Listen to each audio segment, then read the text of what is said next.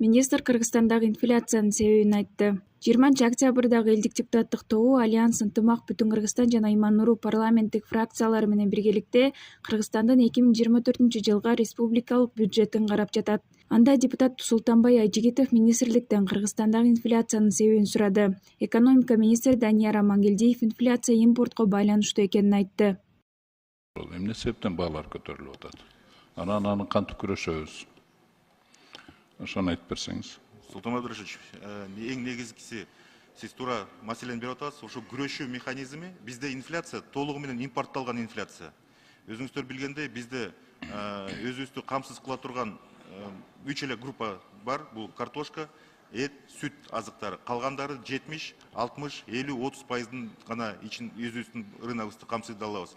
Мисалы үчүн ГСМди ала турган болсок, 98% бизде импорт. Ошол үчүн жанагы продовольствие